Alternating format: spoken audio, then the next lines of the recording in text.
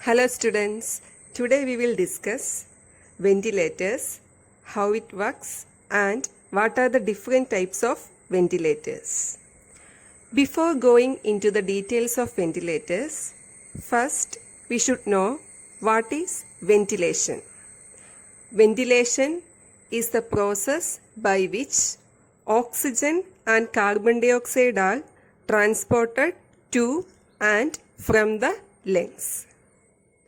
The main purpose of ventilation is to bring oxygen into the lungs and removes carbon dioxide from the body. When the patient is unable to maintain safe levels of oxygen or carbon dioxide by spontaneous breathing, mechanical ventilators or artificial respirators are used. A mechanical ventilator is a machine that makes it easier for patients to breathe until they are able to breathe completely on their own.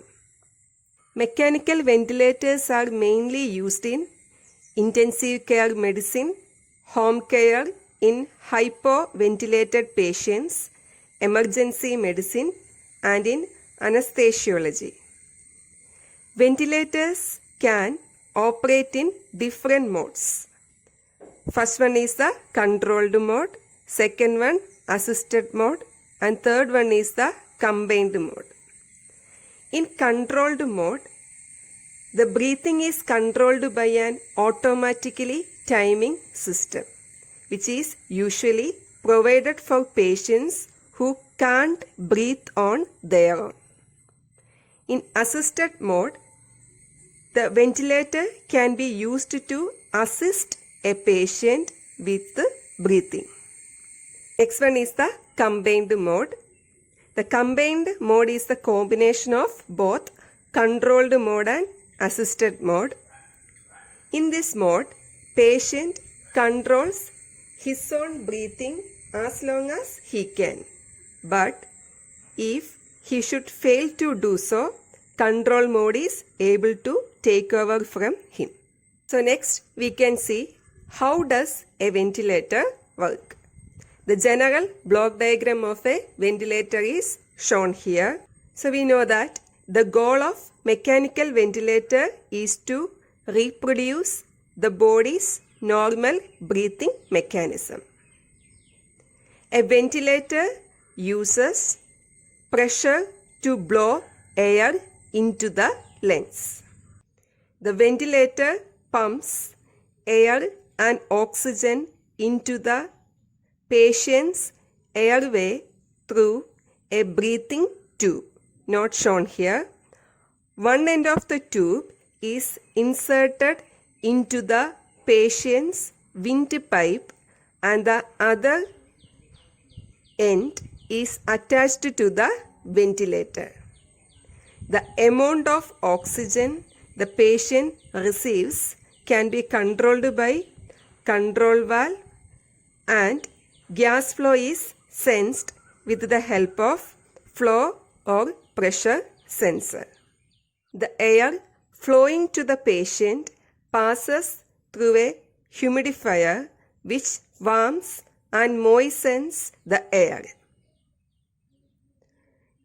The exhaled air flowing away from the patient through expiration valve. So in conclusion, required amount of oxygen is given to the patient and carbon dioxide is removed from the body of the patient. Next, we will see types of ventilators and their applications. First one is a transport ventilator. Transport ventilators should be lightweight, robust, and able to function in demanding environments with little maintenance. Transport ventilators are generally used. First one is a primary transfer, means to transfer the patient from an accident spot. Second one is a secondary transfer, means if we want to transfer the patient between healthcare facilities. That is, from one hospital to another hospital, we can use transport ventilator. Second one is the intensive care ventilator. Intensive care ventilators are used to provide ventilatory support for patients who cannot breathe on their own or who require assistance to maintain adequate ventilation. These ventilators are typically used in critical care areas of the hospitals.